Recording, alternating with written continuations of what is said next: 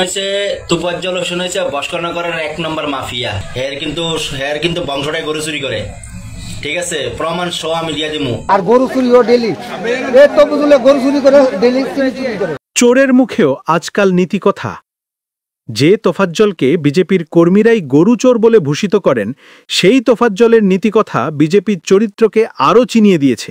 কারণ সিপিএমের নেতাটি আছে না সৌদি বুড়া, সৌদি চুলভাট না, দাঁত পরে গেছে গিয়ে দাড়ি ভাট না, দুদিন পর পর একটা করে উইকেট পড়ে। আপনারা ইয়া কি জানি কয়, এই যে মেলা গরু কিছুদিন আগে একটা পড়ছে উইকেট, পড়ছে না?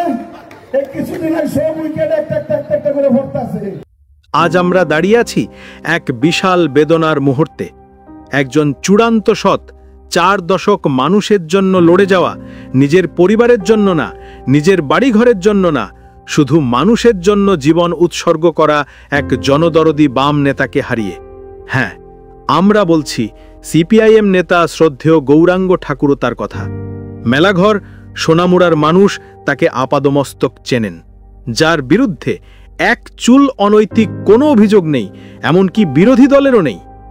যে মানুষটা ছাত্র রাজনীতি থেকে উঠে আসা, ছাত্র জীবন থেকেই মানুষের পাশে ছিলেন, নিপীড়িত মানুষের অধিকার আদায়ের জন্য লড়েছেন, যিনি অসুস্থ শরীর নিয়েও মৃত্যুর আগের দিন পর্যন্ত মানুষের কথা ভেবেছেন, কৃষক নেতা, শ্রমজীবী মানুষের প্রাণের মানুষ গৌরাঙ্গ ঠাকুরতা।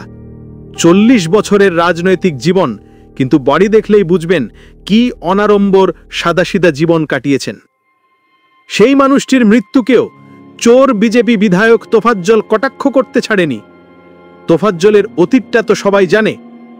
ঋণ খেলাফির কারণে তার বাড়ি সম্পত্তি সব ক্রোক হয়েছিল। সর্বস্ব হারানো তোফাজ্জলের 2018-2019 সালে কিছুই ছিল না। বলা চলে হতদরিদ্র তোফাজ্জল। কংগ্রেস ছেড়ে তৃণমূল, পরে তৃণমূল ছেড়ে তোফাজ্জল যোগ দেয় বিজেপিতে, আর বিজেপিতে যোগ দিয়ে পেয়ে গেল টাকা তৈরির মেশিন। তারপর 2024 সালে ভোট ডাকাতি করে ছাপ্পা বিধায়ক।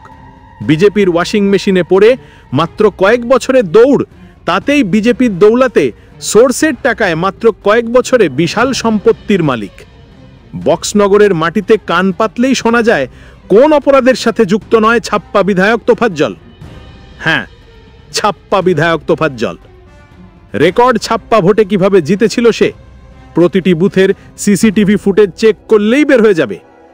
নির্বাচন কমিশনের সহযোগিতায় ভোট ডাকাতি করে কিভাবে বিধায়ক হয়েছেন তা শুধু বিরোধী না, কৃষ্ণনগরের বিজেপি থেকে সারা দেশের বিজেপি সকলেই জানে। বিজেপি দলের লোকেরা এই তোফাজ্জলকে সরাসরি কি বলে জানেন? চোর, গরু চোর, চিনি পাচারকারী, গরু পাচারকারী, অস্ত্র, মানব পাচার, নেশা কারবারিদের সঙ্গে ওঠা বসা, কন্ট্রাক্টরের কাছ থেকে কমিশন খাওয়া, এটাই তোফাজ্জলের রাজনৈতিক ধর্ম। তুফাজ্জল হোসেন হয়েছে বস্করনগরের 1 নম্বর মাফিয়া। সে গাঁজা করে, মানে যে এত ড্রাগসের সবকিছু হেই করতেছে, কিন্তু কিন্তু নাম্বার 1 মাফিয়া আগের থেকে। যখন বিজেপি গভর্নমেন্ট জয়েন করার আগে থেকে কিন্তু কিন্তু নাম্বার 1 খাতাতে আসলো, হের নাম আসলো গরু চোর। হের কিন্তু বংশটাই গরু চুরি করে, ঠিক আছে? প্রমাণ সহ আমি দিয়া দিমু। আর গরু চুরিও ডেলি, এ তো বুঝলে গরু চুরি করে ডেলি চুরি করে, ডেলি একদিনও মিস নাই গরু চুরা। ফতেতা করতে দিব, এই তো বুঝলে ফতেতা করতে দিব, এ গরু চুরা ফতেতা করতে দিব। গরু চুরা, চিনি চুরা, খালা গরু চুরা, খালা চিনি চুরা, গরু চুরা। বস্তা পিছা 25 টাকা, 30 টাকা, 50 টাকা, 30 টাকা, ডেলি 50 টাকা বস্তা পিছা 50 টাকা বিশাল করতে গেল।